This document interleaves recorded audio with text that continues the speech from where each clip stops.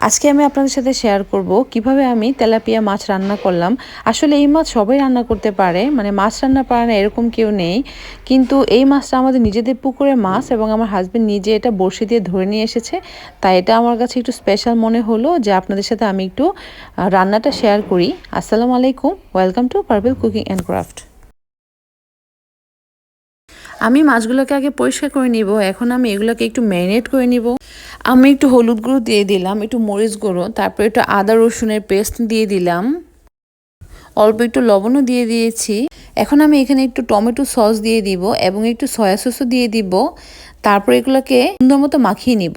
সামান্য টক দই দিলে এই ম্যারিনেটটা আরও বেশি পারফেক্ট হবে। আমি সামান্য একটু লেবুর রসও এখানে দিয়ে দিয়েছিলাম। তো সব কিছু দিয়ে আমি সুন্দর মতো একটু ভালো মতো মাখিয়ে নিচ্ছি মাছটার গায়ে, যাতে মশলাটা ভালো মতো লাগে। ম্যারিনেট করে 15 মিনিটের জন্য মাছটাকে ঢেকে রেখে দিব। এখন আমি একটা প্যান গরম করে নিচ্ছি। তেলটা ভালো মতো একটু গরম হয়ে আসলে আমি এক এক করে সবগুলো মাছ ভেজে নিব। একটা পাশ কিছুক্ষণ ভাজা হয়ে গেলে তারপর আমি অপর পাশটা ভেজে নিব। আসলে এইভাবে মাছ রান্না করলে আমার কাছে খেতে অনেক ভালো লাগে এবং খুব টেস্টি মনে হয়, তাই এই ভিডিওটা আপনাদের সাথে শেয়ার করা, আর কিছুই না।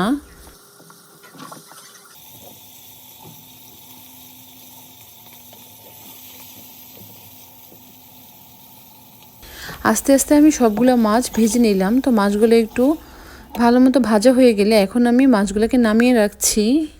এখন আমি একটা ব্লেন্ডার জগ নিয়ে নিলাম। সেইখানে আমি কিছু কুচি করে রাখা টমেটো, কিউব করে কেটে রাখা টমেটো, কয়েকটা শুকনো মরিচ এবং অল্প একটু পেঁয়াজও দিয়ে দিব। কয়েক টুকরা পেঁয়াজ দিব, তারপর এগুলো আমি ব্লেন্ড করে নিব। তবে আপনারা চেষ্টা করবেন পাটায় বাটার জন্য। যদি পাটায় বেটে নেন তাহলে অবশ্যই বেশি টেস্টি হবে, কারণ পাটায় বাটা মশলাটা অনেক বেশি টেস্টি হয়। কিন্তু আমি একটু অলস, সেজন্য আমি এটাকে ব্লেন্ড করে নিলাম।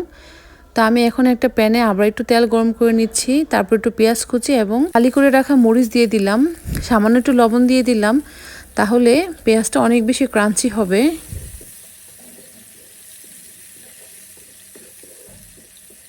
পেঁয়াজগুলো একটু ব্রাউন হয়ে গেলে আমি সেই ব্লেন্ড করে রাখা টমেটোর মিশ্রণটা দিয়ে দিব। দিয়ে আবার একটু নেড়ে চেড়ে নিচ্ছি।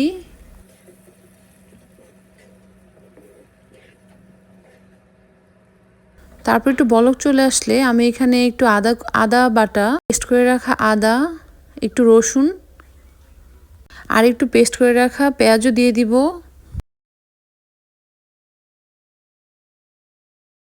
দিয়ে দিব হলুদ গুঁড়ো আর মরিচ গুঁড়ো।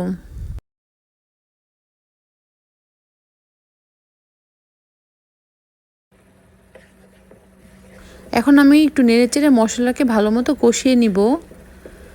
মশলাটা কষানো হয়ে গেলে তারপর আমি এখানে ভেজে রাখা মাছগুলো দিয়ে দিব। আমার কড়াইটা একটু ছোট হয়ে গিয়েছিল, তাই আমি ভালো মতো মাছগুলোকে উল্টো পাল্টে ভাজতে পারিনি।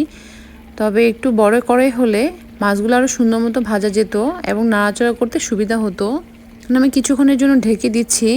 ঢেকে দিলে মাছ যে মশলাটা আছে সেটা আরও ভালো মতো মাছের সাথে মিশে যাবে।